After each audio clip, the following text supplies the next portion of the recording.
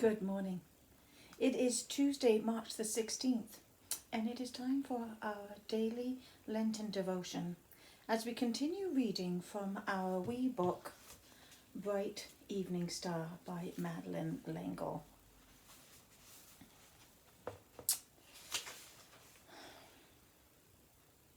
What we are doing now in our attempts at inclusiveness has produced even more confusion. I am for inclusion, for understanding that God pronounced Adam and Eve to be male and female, made in the image of God, each different, each wonderful, each essential to the full image of the Maker. Recently, I read a book that suggested that Mary Magdalene was one of the apostles. This radical idea was met with some horror at the beginning of the 19th century. Well, it had to be repressed. A woman as an apostle? The idea repelled and terrified. But neither could a woman in those days be a physician, or a lawyer, or most of the things that women take for granted today. Why is this speculation about Mary Magdalene such a horrifying idea? From what we have been able to learn, it seems quite likely that she could have been one of the apostles, and she was surely one of the leading figures in the early church. It is not unimportant that Mary Magdalene was the first person to whom the risen Jesus appeared. The dominance of Mary Magdalene has been underplayed because the female of the species was not thought of as Sophia, or wisdom, much less Hagia Sophia, which is holy wisdom. Women have been denigrated and put down by the masculine world, kept in their proper places, whatever those were. If this attitude is changing, if we wake up to the fact that Jesus' mission was as much to women as to men, that his attitude towards women was unheard of in his time, are we not changing our image of God and of the human race as having been made in the image of God? An outer image? Surely not. We can change what we believe to be the image of God and have been doing that for thousands of years. But God has not changed, only our vain attempts at final definition. If we change our understanding through our attempts at definition, we will also radically change the church institution as it has continually evolved over the centuries. There comes a moment when all institutions need changing, but such change is inevitably fraught with danger. It can be disastrous as well as creative, and once we admit that change is needed, we are open to both possibilities. It is not merely a matter of switching the emphasis from male to female, but of acknowledging both, of helping each to love the other, to marry as the prince and princess must do in the fairy tales, so that we have the wisdom and intuition of women and the intellect and reasoning of men, and all the mixes that comes with both. As I read and reread the Gospels, it becomes more and more clear that this is what Jesus calls us to do and to be. Perhaps a lack of understanding of this vulnerable kind of marriage is what causes so many human commitments to break down. As I look back on my own 40 years of marriage, I am realizing only now how amazing my husband was for his time, willing to try to work out the balance of true partnership. Not that we always succeeded, but we did try, not by mathematical balance, but by love and understanding. We discovered quickly that neither one of us wanted to be the dominant one or to have controlling power over the other. Wielding power is not love, but is indeed a kind of sadism. Hugh was a wonderful father, and we were blessed that our ideas of how to bring up our children coincided. That was a great gift. I am ever grateful that we were not like my parents, with all of their conflicting ideas about child raising. Hugh and I believed that love with discipline should be first and foremost.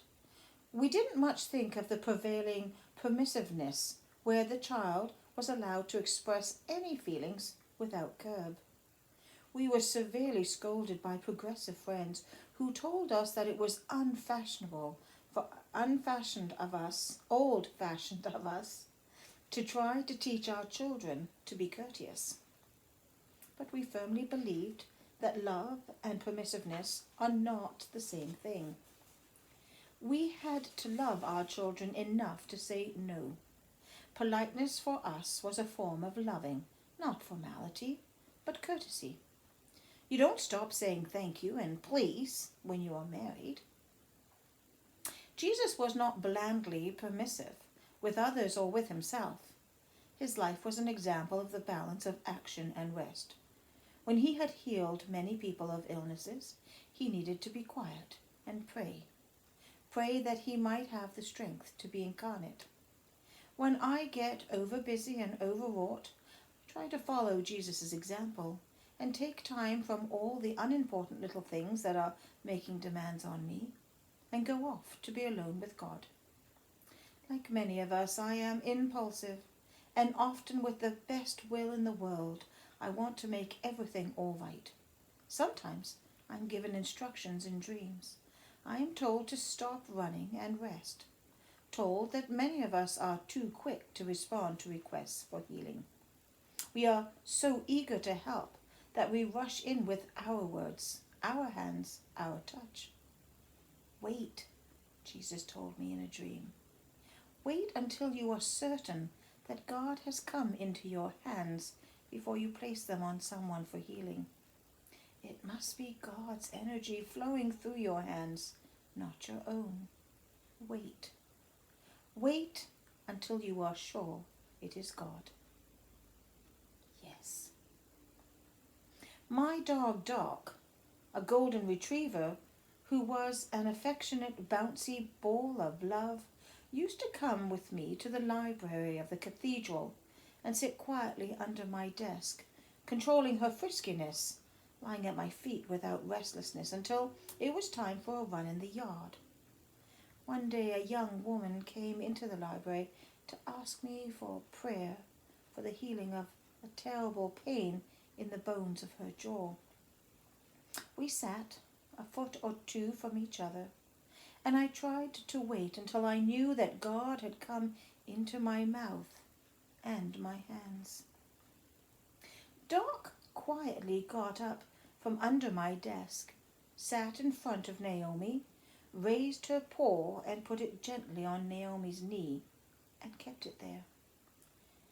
This is anything but typical behavior for a golden. Their love is usually ecstatically active, enthusiastic pawing for attention, wagging tail, eager, licking tongue with little sympathetic kisses of love. But Doc sat there in front of Naomi, her paw steadily on Naomi's knee, without moving, quietly and steadily looking up at Naomi. I think we slipped out of time. I don't know how long Doc sat there before she finally dropped her paw and slipped back under my desk. There was no question in either Naomi's or my mind who had been chosen as the instrument of healing that afternoon. It filled me with an awed humility. We descendants of Adam and Eve tend to want credit for all such deeds. But God made all things, all creatures great and small, and all can be used for healing or for destruction if we are deep into pride and sin. What I felt was an amazed sense of gratitude for God's love and a humble joy that in witnessing it, I had been part of God's healing power. Isn't it interesting that someone's over-high blood pressure can literally be lowered by stroking a dog or cat? The animal is not consciously acting to lower the blood pressure. Nevertheless, it has been statistically proven that this is what happens. My own relationship with my animals has taught me much about playing, loving, healing. My little white cat does not like to hear voices raised in anger. When my son Bjorn was young, our old collie would not let anyone strange or in any way threatening go near our little boy. Animals have a sensitivity that we have forgotten as we have fractured God's love for all creation in our greed, our grabbing for control, our prideful centering on the human creature as the only thing of importance in the created order. Lately, there has been a renewed interest in the power of prayer, in healing, in touch. We are learning to be patient, to understand that when we reach out to touch someone in prayer, our human hands do not possess the power, but are momentarily given blessings by the Holy Spirit if we are willing and humble enough to be used. In several books on prayer, I have read that we Westerners are often too quick, too demanding, unlike the Easterners who take more time for prayer, who are quieter, who have more peace and selfless tranquility. In many ways, this rings true. In the Western world, we have become a very mechanicistic society. But then I wonder, why is it that Easterners are so much more sophisticated in their torture than we are? I am old enough to remember my friends returning from the Western theatre at the end of World War II, often physically wounded, angry, horrified at the blind and brutal killings of war, but still somehow recognizable as themselves. But those returning from the Eastern theatre were often so shattered in spirit that they were no longer the people I had said goodbye to months or years before. Some were trembling, terrified shadows of themselves. Some had withdrawn their essences into a lost vacancy. I am old enough to remember this personally. What has not actually touched our spirit is more easily forgotten or unrecognized. Why this difference of quiet depth in spirituality and sophisticated brutality in torture? Is it that we Westerners, especially those of us from the New World, are still adolescent, that we have not had the time to refine torture? And was the horror of Oriental torture the other side of the coin of peace and prayer uniting with the infinite? There is much to learn here that I have yet to learn. A friend of mine, a beautiful and talented woman, was attacked from behind, thrown to the ground, and her face wildly and repeatedly smashed against the pavement. A woman unintentionally turned her car so that her headlights fell full on the victim. It caused the man to drop her and race for safety. He was, however, apprehended and had committed other horrendous crimes, brutally mugging and in some case killing young women. He admitted that this violence was what aroused him sexually.